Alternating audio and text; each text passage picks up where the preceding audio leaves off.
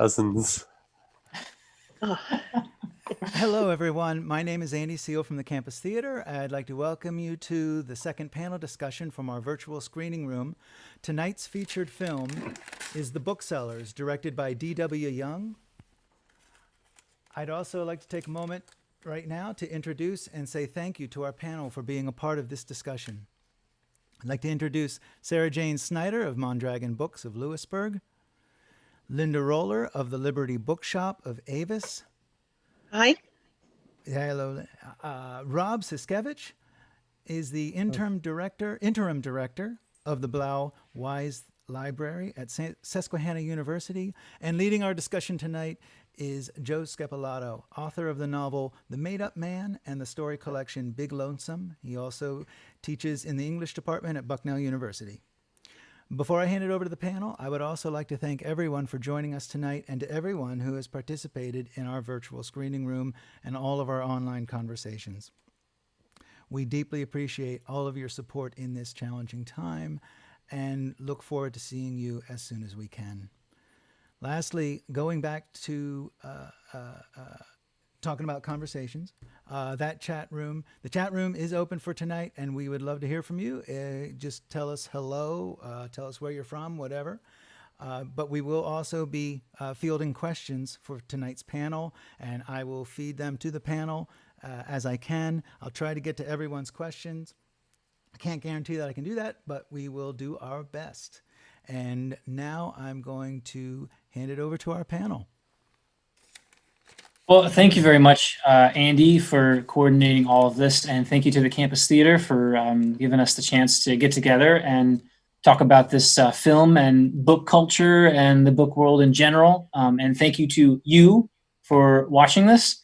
And thank you, fellow panelists. So let's, the thing that I'd love to hear from everybody, first of all, is obviously we all have varied experiences in the book world. We're coming at it from different angles. And I would love to know what, to you, this documentary got right about the book world, about bookstores, about collecting, anything. What did it really nail for you?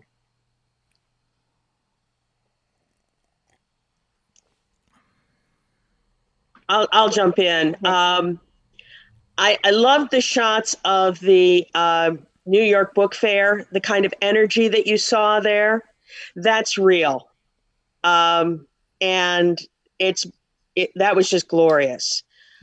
I also enjoyed some of the play-by-play with Argosy and the Strand. Some of the stories they told there. Some excellent material. So obviously it was New York centric. And because of that, it did not go into the wide range of, say, national book selling. I enjoyed some of the scenes where it was the book hunters, the book dealers going into people's houses and looking for stuff and seeing the insides of their domain, the stacks and stacks of boxes, and searching around for things and digging through piles. I feel like, I'm still at the beginning of this journey, but I definitely have stacks and piles to dig through, and I was appreciating that.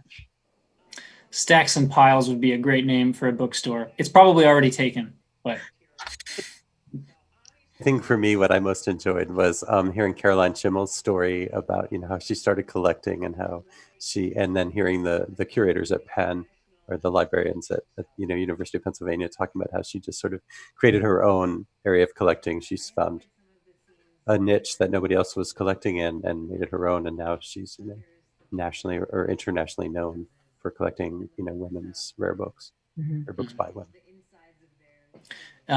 So it sounds like some of you have been to some of the places mentioned in this documentary, and that you maybe even know of some of the people that are in it. Was there a kind of special thrill in seeing that? I mean, have you been? Because I'd been to the Strand, obviously. I've been to Argosy. Yeah, it was fun to see. it was fun to see some of the upper floors of both the Strand and Argosy, particularly Argosy. They did a nice shot of the top floor. They also did, I believe they did a shot of the 5th floor, which was one of my favorite haunts. So that was fun to. I believe it was another thrill. Was I believe it was James Cummings, who was in one of his warehouses talking about whether he or Tom Congleton had the most books, and that was kind of fun for me because that's been going on for decades. Yeah, I really liked that moment when I liked how they came at collecting from different angles. It was clear that why some of these book dealers collected, the reasons were different for everyone. That one guy who had thousands and thousands of books in his warehouse didn't really seem, at least in the way he was represented in the documentary, didn't really seem that he cared too much about what was in the books. He just wanted to collect books. He just had a mania for it. Whereas some of the other booksellers, I don't know, seemed more the content was more important to you. It was more important to them. So I appreciated seeing that range of collecting. Yeah. Yeah. What would you say is the current, the documentary also talks a lot about the current state of book culture broadly. I mean, it's a little more focused than that at certain points, but it has something to say in general about where we are in book culture at the moment. And what's your take on that? What would you say is the current state of book culture, either overall, if you're comfortable making some generalizations, or more specific to your particular community in Lewisburg, in Avis, in Selinsgrove? You want to take this one first, SaraJane? I feel like it was interesting in this movie, the way that it chose to focus on a very specific layer of book culture. And so the movie itself did not seem to have as much overlap with my world as I was hoping it would. So I feel like the current state of book culture in my world is a little different, but in terms of having a used bookstore where people come in and poke around and want to find treasures, it's kind of up to them to define what their own treasures are.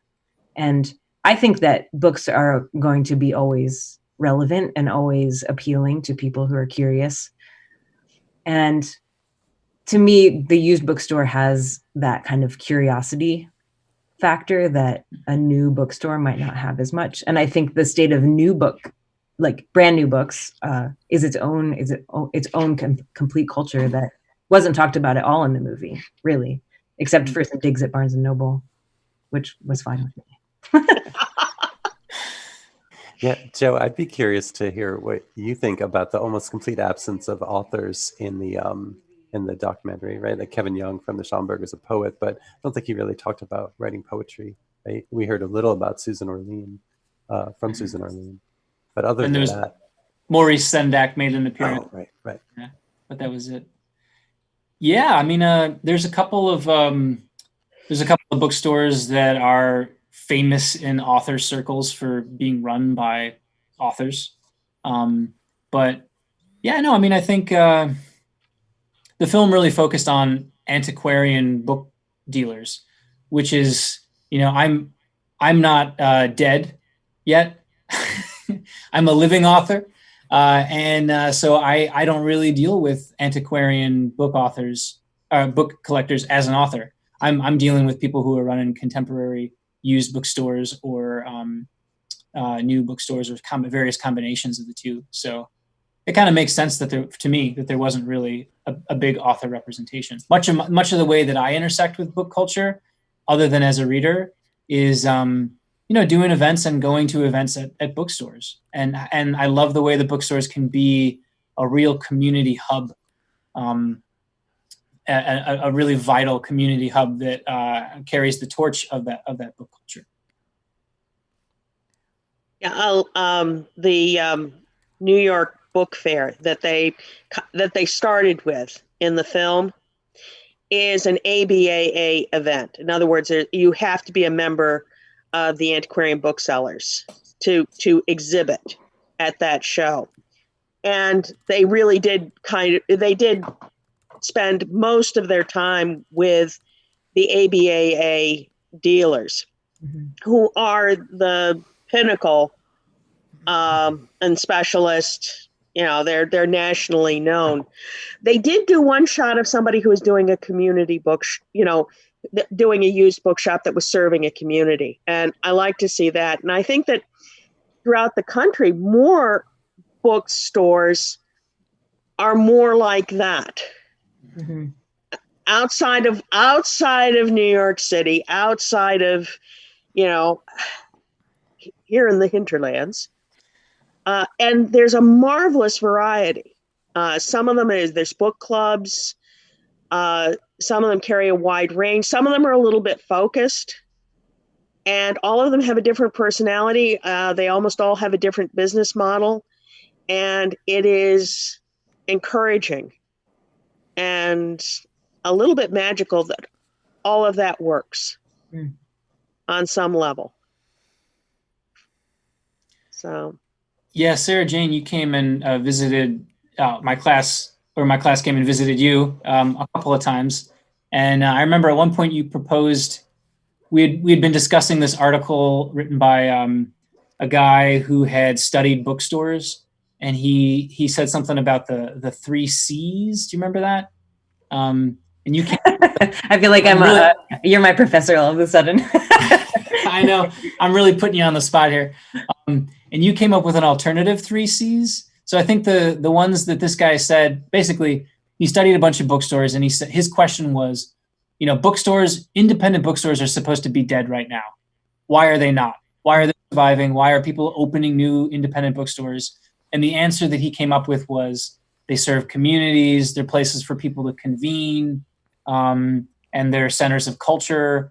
And we talked about this, and you had a really cool take on it. You had your own 3 C's or something. Do you remember? I don't remember. Okay. I must have been thinking off the top of my head. But I don't know. What's your take on what an independent bookstore gives to a community?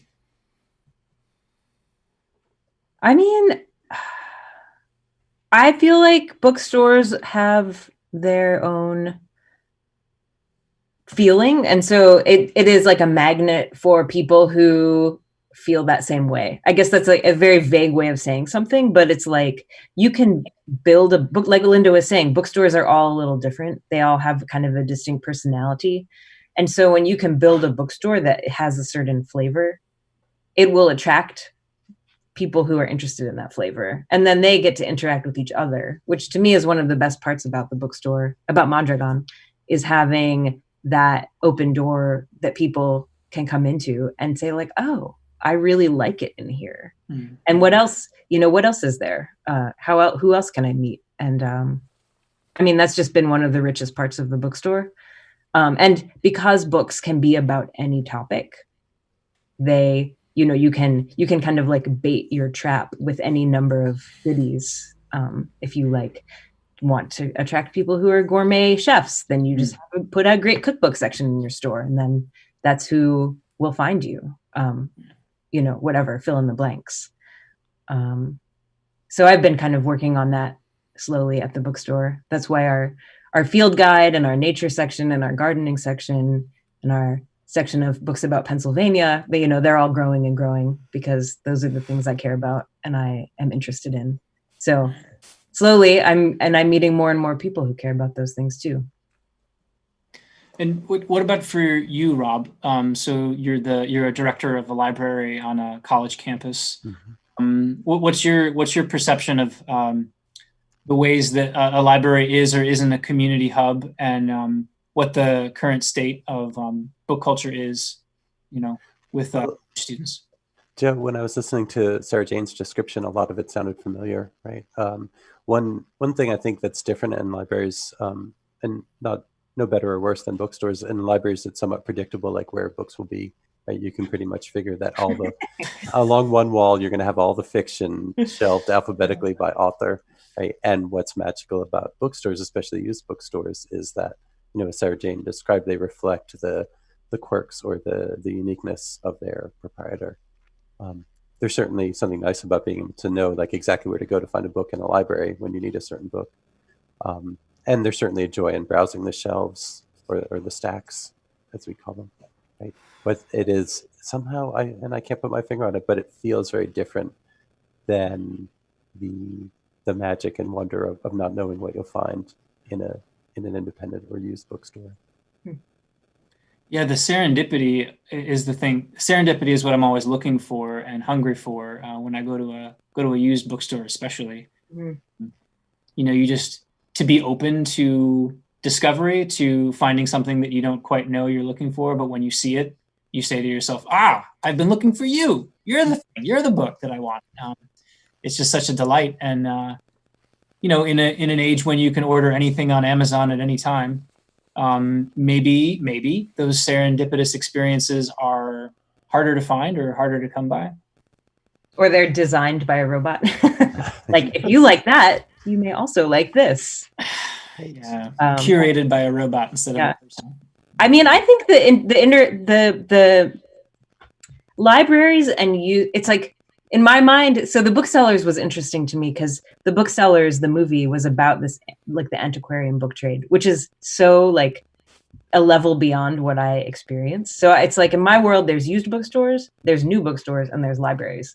These are the places book people go. And most book people I know love libraries, including myself. And it's, like libraries are kind of the original used bookstore because all the books go out and they come back and you take them and, they've been around. But yeah, they're very organized, but I feel like the free aspect of libraries is really beautiful. And the being able to find a good bargain in a used bookstore is, I think, what drives a lot of people to come and look around. It's like, there aren't very many stores on Main Street in Lewisburg where you can go in and leave and buy things and spend less than $5. And you can buy things for less than $5 at my bookstore, and that's fun. And it's like you were saying, also, it's a treasure hunt. I don't know. If you have thoughts on this, Linda? Yeah, I agree. It's a treasure hunt, and it's a used bookstore gives you a chance to find something you didn't even know existed. Mm-hmm. And that's something that you cannot do on the internet. You have to know that it exists before you can put the title in and maybe get it back. And for those who say that everything's on the internet, not so. It's not all there. There's lots of stuff that isn't. Most used bookshops that I know of, not everything that they have is online. I know for me, it's about a third of my stock. I have about 50,000 books. About a third of it's online. The other 2/3, it isn't that it's not worthy, but it's quirky. It's something somebody local will like. It's something that I bought because of a customer that I have that I know they're going to like that if they don't have it. And if they do, well, that's okay because somebody else like that will come in. Yeah. And I know, SaraJane, you do the same thing because I've poked through your shelves to find things and find treasures to bring home to my shelves. Yeah, which is a great thing too. Yeah, and booksellers buy from each other all the time. It's what we do. There was that great part in the movie that had the guy with the imagination, the human imagination library, that was like designed after Escher. And he's like, I can't remember exactly what he said now, but he was like, it's like a library. He was talking about the rare book fair. And he was like, it's like a library, but better because everything is for sale. He's like, you can't go to a library and make an offer on a book, Well, you can, actually. You can. You can do that. And I've done it. But, and sometimes I've walked away with a book. Nice. But that's not, I wouldn't say that that's my primary business model. Thank goodness. Yeah. And libraries often contact used book dealers about selling books Oh yeah. when they're culling. Mhm. That happens too. And sometimes it happens by auction. Sometimes it happens by private bid. Happens lots of different ways. Mhm. So that's, libraries and libraries and out of print book dealers, when it works well, and it works well a lot of the times, it's literally hand in glove. Yeah. When you heard them talking in the movie, and they talked about institutional sales. That is sales to libraries and think tanks. And it's a big part of this business. Mm. And I think when you're a librarian, you're used to getting, prospectuses or pitches from rare book dealers all the time. Some of them, the rare book dealer knows what your library collects and that you might be interested in it, and you appreciate those. And then you get things that are just, emailed to every library. Yes. Right. But yeah, as someone who used to work in special collections in a university library, we bought things that complemented our collection all the time, whether it was, something, the university pennant that we bought on eBay for $5, or a rare book that fit perfectly with our collecting policy that cost hundreds of dollars. Mhm. That's a good transition into something that I know we all wanted to talk about, which is the effect of the internet on the book world. We've already kind of been circling around this idea, obviously, and they talk about it in the documentary quite a bit, either directly or indirectly. So, to you, what's the impact of the internet on your business or your profession, or the book world? I've looked at it as a double-edged sword. Yeah, I've looked at it as a double-edged sword, and have from day one. I've been an internet book dealer since 1996. Nice. So I rode the first wave. Yeah. And the amount of money that I made in the first wave gave me the down payment on the church and attached parsonage that I now own. So without the internet, that would not have happened. I had a number of setbacks and I was flat busted. And in a year and a half on the internet, I was able to bring in a down payment on the building that I now occupy, which was the best thing I ever bought in my whole life. I just want to make sure people who are watching know that Linda's bookstore is in a church, in case they didn't get that, because it's in a church, which I think is very exciting. And you can stay there. You can stay there. Yeah, you can stay overnight, folks. No, but not right now, not quite yet. But we're getting there. We're getting there. But yeah, but it changed. Yeah, and in the movie they talked about at one point, and I can't even remember who it was, but they were talking about the fact where books that were worth $200 to $500 were now worth $20 to $75, and when I don't remember the exact. I don't remember the exact quote, but that was a big learning experience for me, because one of my specialties was obscure scholarly material, which I sold to libraries. It was easy to find for me because it wasn't fancy. It didn't have nice plates and, wasn't encrusted with jewels. They often looked like pretty dingy titles, but they were firsts of important works. And even if they were somewhat shop-worn, somewhat and a library had discarded it or whatever, it was still very valuable because it was hard to find. Well, now all of that is beyond copyright and it's digitalized. And as soon as it became digitalized, it's available for $20. Right. It's available today for $20. It'll be available tomorrow for $20. It'll be available in 5 years for $20 because it's just printing it off on usually pretty poor paper, and putting a horrible binding on it and mailing it to you. Mm-hmm. But it ended an entire business I had. And I had a man, right at the time that this was happening, he had a book on German artillery from 1914 with a fold-out map of the first months of World War I. This was a book that was worth $750 in 2000. I couldn't sell it for $250. He couldn't understand. He eventually kept the book. But that's what had happened. It was simply past copyright. So that's something that the internet's done. So it both made it easier for dealers, especially dealers who weren't ABAA members, who weren't in New York City, to sell very unusual and fun books. But it also ended the modern first edition market. And this market that I'm talking about, which is the obscure 19th century scholarly material market. You know?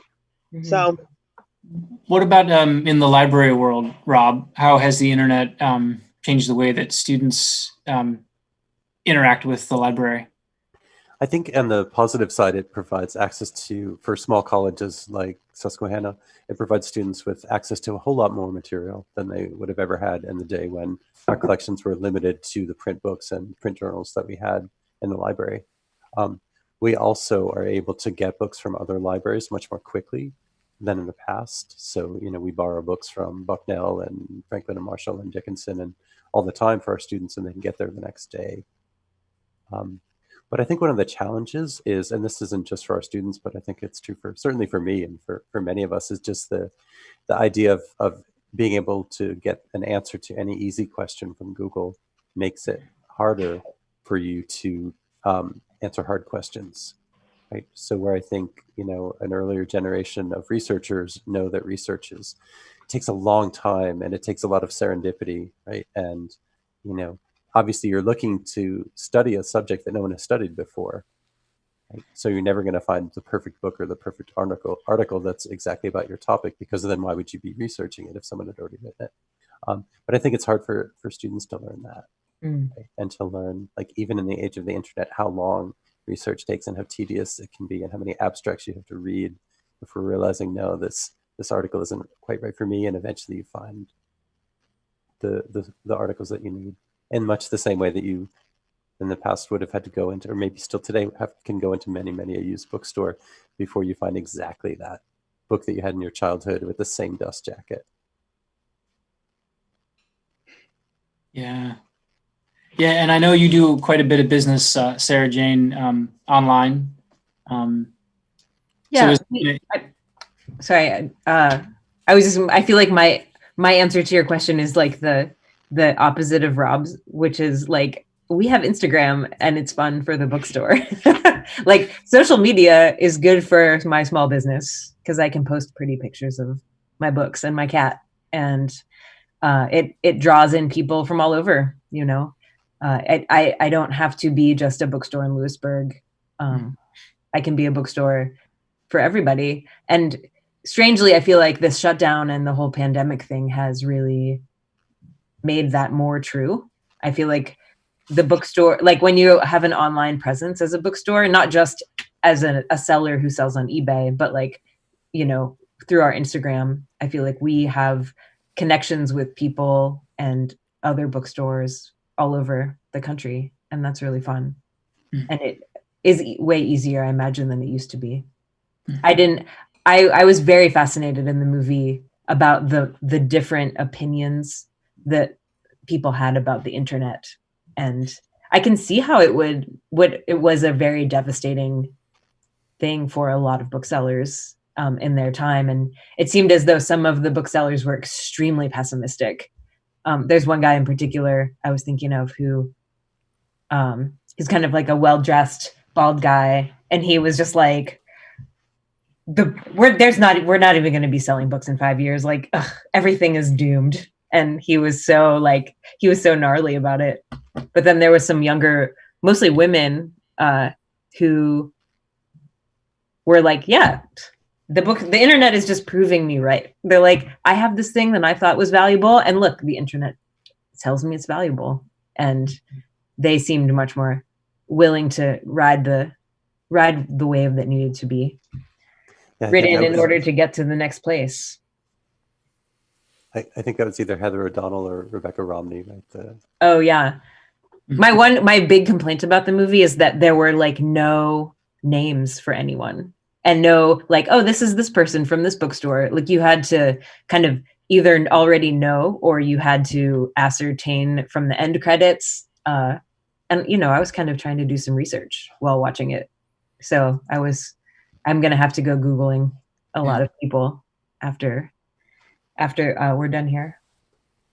I found that frustrating as well.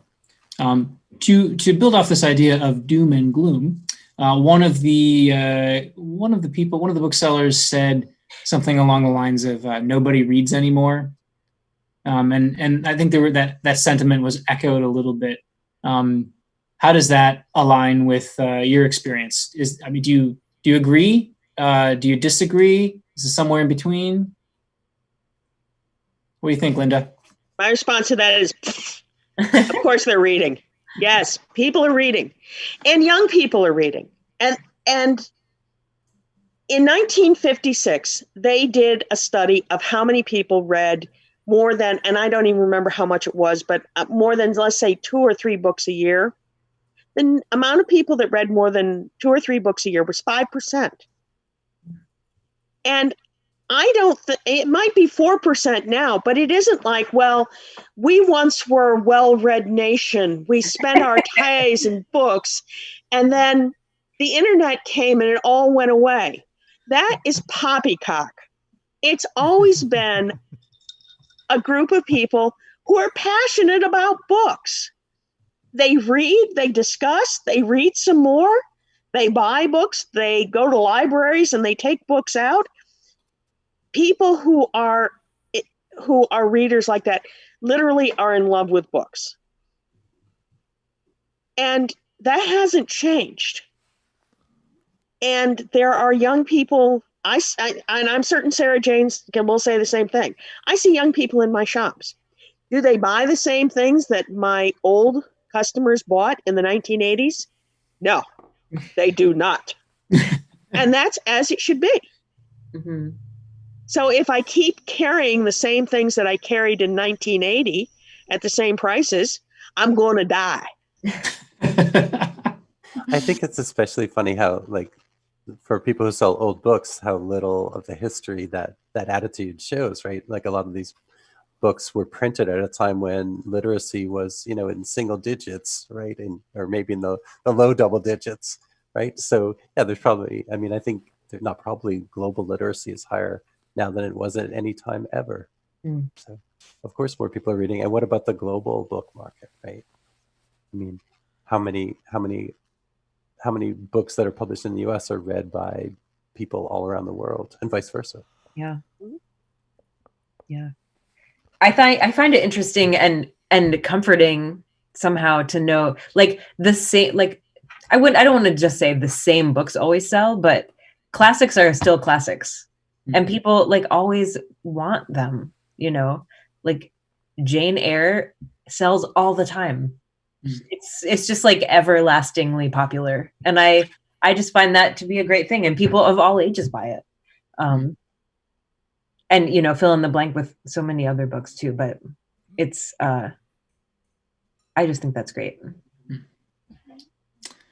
Another thing that the documentary kept circling around is from different angles, is what is special, if anything, about the physical object that is a book? What is the magic of a book? The smell of a book, the feel of a book, etc. There was one guy who said that paper is a psychic capacitor, which I thought was a really interesting moment. He talked about how when you pick up a book, you just that tactile experience is just transports you into a different world. just that, like even before you've read the book. And so I'd love to hear from you guys on how you like where you feel that the magic of the book is located, or what it is for you.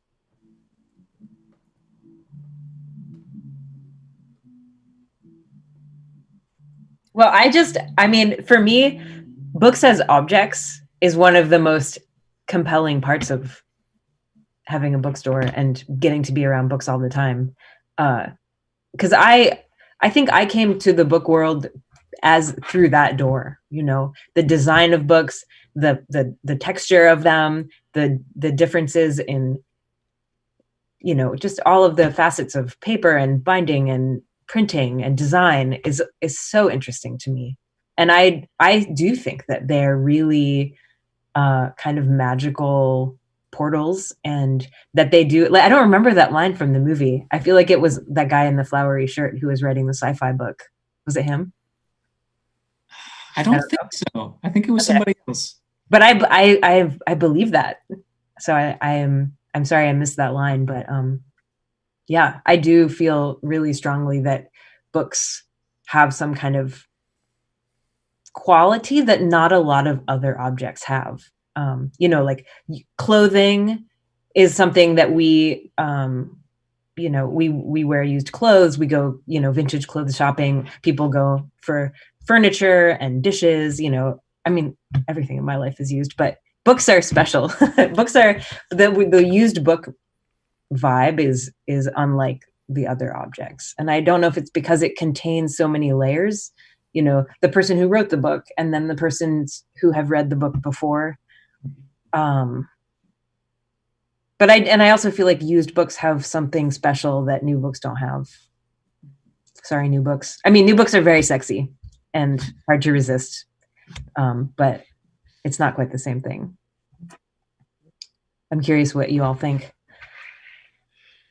You open up a book from the 20s or 30s and you look at a different type font.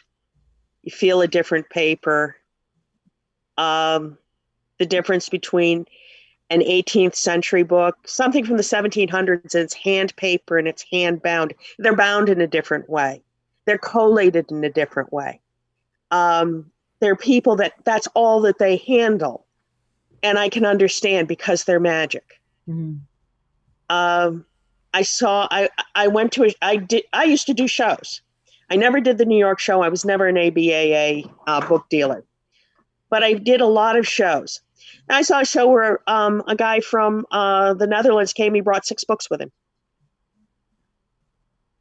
They were pre-sold for thousands of dollars. He exhibited, he sold them, and then he packed up his briefcase and shopped the rest of the show. But those are the most amazing books. And look, just the pictures when they go to the fairs or when they're showing you books in that movie. I mean, those are amazing books. Mm-hmm. But even the regular used and out of print book, so many of them, you just open them up and they transport you to another time. They're little time machines. Mm-hmm. Yeah. I think, yeah, that is the one thing that can't be replaced. I'm a huge ebook reader. I love reading books on a device, and I love listening to audiobooks. But there is something irreplaceable about holding a book that is 400 or 500 years old and imagining, you know, the people who printed it and who did the work. And I feel like it's less invisible in an old book than it is in a contemporary book. In a contemporary book, you don't really think about the machine that printed, you know, those sheets of paper and the robot that bound them together. But you can imagine, like, was this a monk who hand wrote these annotations in this 500-year-old book? And you can see, you know, how they would reuse scraps of paper from other books in the binding because paper is so expensive. And it really is. I agree completely, Joe. It is a time machine in that sense. I remember reading this article about some scientists who were pushing this method of analysis where you'd, I don't even know the science terms for it, but you'd really do a micro level analysis of the pages of a book and like in the crevices of the book, and you would discover you'd pick up all these tiny little particles, and then you could you could make guesses about, or you would learn information about what the owners of the book ate, and what kind of cigarettes they smoked, and what materials they were wearing, little bits of their tweed jackets falling in there. And this as a legitimate form of historical research. And I think that really stuck with me, because I think maybe we just know with our bodies that other people's bodies on a micro level are literally in the book, and there's something pretty awe-inspiring about that. Yeah.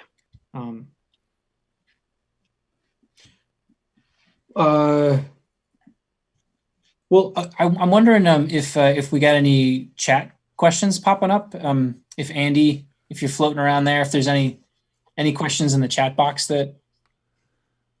I haven't seen any yet. A lot of good cheerleading going on here for Mondragon and Liberty. People want to come up and take you up on the offer of staying the night at the bookstore.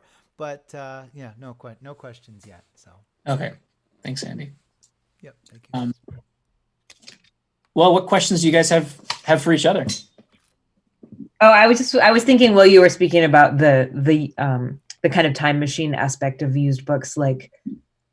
I can't remember who it was in the movie who said, they were talking about how you can't open a file on your computer from 7 years ago, but you can pick up a book from 300 years ago and you can open it and you can read it. So it's like, even though there's like kind of some anxiety or some angst in the book world about the future of the book, it's like the books that exist are kind of not going anywhere. They've been around.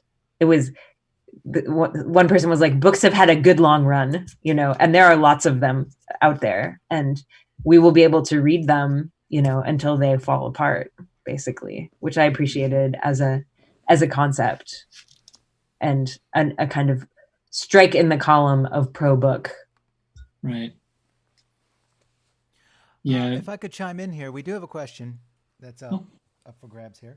It is addressed to SaraJane and Linda, and since in the time period of the quarantine, say the last 6 weeks, have you noticed any kind of change in sales? A comparison to, say, the 6 weeks before quarantine or something like that?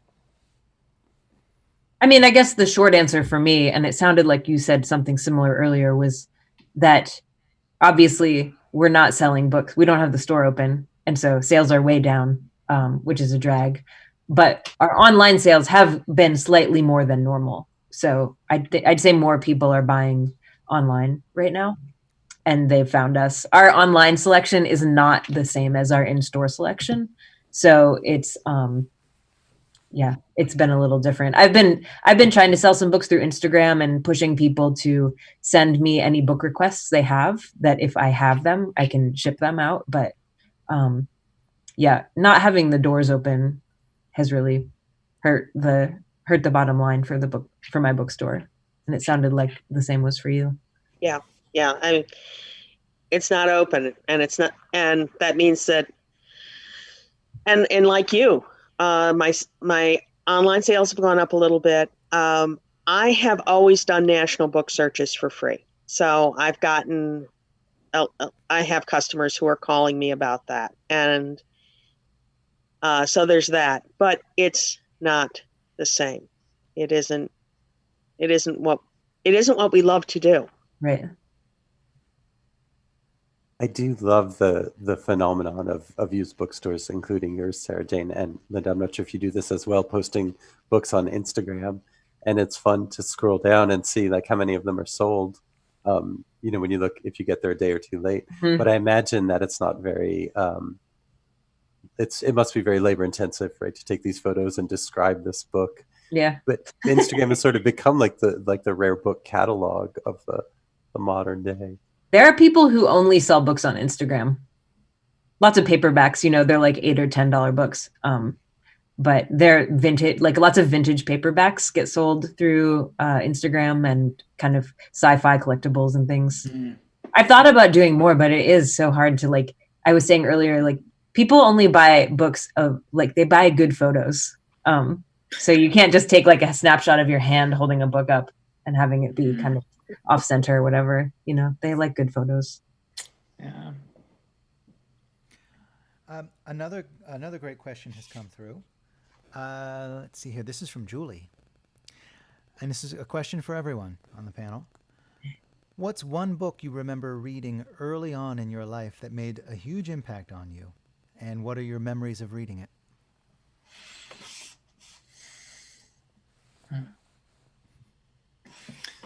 For me, it's those, man, I don't even know how to pronounce the last name. Dallaire, those mythology books. Do you guys know the ones I'm talking about? Yes.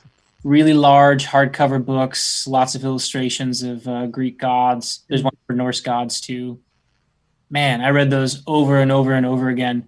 Probably when I was a little too young to be reading about murder and rape among gods, but I was reading it, and it for sure imprinted something into me about the wonder of mythology being equivalent to the wonder of books, and it's definitely stuck with me and is a part of my my goal as a writer.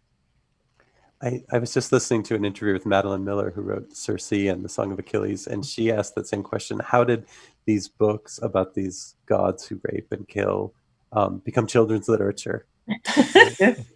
But I also remember, and a few years ago my wife and I both read the Dallaire's Greek myths to our daughter, and it was a joy. Yeah, and I have we've got a 3-year-old daughter, so been waiting to read those books to her also. I know I had when I was little, maybe like 8 or 9, my mom's friend got me a copy of a James Clavell book, but it was called Thrumpamoto, and it was like a fairy tale that was set in kind of two worlds that came together. It was partly set in Australia in the outback and partly set in like kind of fantasy Japan. And it was for children-ish, and it was big and it was very lavish and it was illustrated so beautifully. And that book was very magical to me for sure. And I actually don't have a copy of it right now, so I should probably get one, but that's fun to think about. My aunt had a copy of Peter Pan in Kensington Gardens, illustrated, and it was my cousin, who was 15 years older than me. So it was probably from the 30s. And I'll never forget those illustrations. So. I also loved the dictionary. And we had a Webster's dictionary from the 1950s that was probably my dad's when he was a little kid. And we had that same edition come into the bookstore one time, and I was like very excited about it. Like I saw it and I held it, and it had so many, like all the feelings of Once Upon a Time came up from that dictionary. I still collect dictionaries, and we have quite a good selection of dictionaries at the bookstore if anyone's feeling nostalgic. Having a dictionary in your hand is like a used bookstore of words. Like you find words that you didn't even know you were looking for when you just browse a dictionary. If you look up a word, it's like you have to know the word exists in order to find it on the internet. But if you just read the dictionary, you'll no doubt learn something. That's my official plug for the dictionary. I agree. What about for you, Rob? I think I have two early memories of like being able to read grown-up books as a kid. One is my parents got Reader's Digest, and I remember reading an excerpt from Roots when I was probably 7 when it came out, maybe 8. And it was a little bit went over my head, but I thought, wow, this is what, slavery was. I don't even think I knew what slavery was until I was exposed to like Alex Haley's violent description of what it was like to be enslaved. And then more cheerfully, I remember reading The Call of the Wilds, and just loving those Jack London books and imagining this, this wilderness and what it would be like to live out there. That's the book that stars Harrison Ford, right? Yes. And the digitally created dog. Apparently, there will be no more movies with actual dogs anymore because they can just computer generate them. What about you, Andy? You got a book that you read as a kid that you loved? Yep. Rudyard Kipling, the Jungle Book. Wasn't it called the Jungle Books? There was a series that was through that. But yeah, I certainly remember that. It's being one of the first ones. Oh, and Irving Washington, the Legends of Sleepy Hollow was my other favorite. Oh yeah, that guy. Right on. Well, we probably got time for one more question, if any more are popping through in the chat. Any more questions in the chat? Oh, I'm sorry. I'm looking here. Something came through. I'm just reading it here.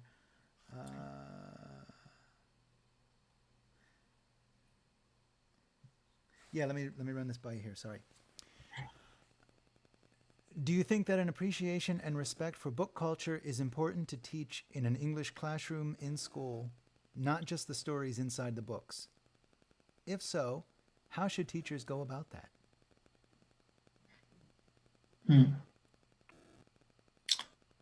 Well, I'm a teacher, so I guess I should take that question. Yeah, I think that the best. Yes, I do think it's really important, and I think that one of the best ways to go about it is to find the people who are connected to book culture in your community and to bring them into the classroom, so that students can see people who are connected to those worlds. And this isn't some kind of radical new pedagogy, right? I mean, we can all remember going to the library as kids, as part of school. I mean, but that kind of thing's really important. And I try to do it in all my classes. Like when I brought SaraJane in, and when we went to Mondragon. But just to see that there are other people out there who are serious about books and who are serious about the pleasure of books, just gives students permission to express the same feelings and to be part of the same communities. Yeah, I agree. I agree with what Joe said. I think those are all great ideas. And I think, depending on the age of the students, or maybe not, I don't know. There's something about, for instance, if kids in elementary school are reading The Call of the Wild as their book or whatever in English class, I don't even know if kids read books anymore in school. Maybe they all read on iPads or whatever. But to actually bring in physical books to say, look, here's 7 different copies of this book. It was first published in this year, this is what was going on in that year. And I've always been fascinated with book covers myself. And a project that we're going to start at the bookstore is I have a lot of old hardbacks that don't have dust jackets anymore. So I'm working with some people to create a project where we can give away books that need dust jackets and then have local artists create dust jackets for them, like personalized dust jackets, or even to like kind of paint right on the boards of the book. So I just think engaging physically with books like that is really good. And, we used to have to like describe, maybe it was in bibliographies, like how many pages is the book, or like what size is the book, or whatever. Maybe that was an early eBay thing that I'm thinking of, where it's like you wrote down all of these details about the book itself. Yeah. This question gives me an opportunity to put in a plug for one of the popular majors at Susquehanna is our publishing and editing major, which is led by Dr. Lawrence Roth. And there are still a lot of students who must be reading in high school because they come to SU and they want to learn about the business of publishing and how to be publishers and how to be editors. And then we're a little unusual in that there aren't a lot of small liberal arts colleges that have publishing and editing as a major. You usually have to go to a big university for it. And a lot of our students will go and get summer internships in New York and Philadelphia. So there's definitely, I think, a love, or at least a passion and a curiosity about book culture in students coming out of high school. We even do a summer camp. I'm not sure if it's running this year. So Maybe I shouldn't plug it, but where high school students can come and spend a week learning about book culture at Susquehanna.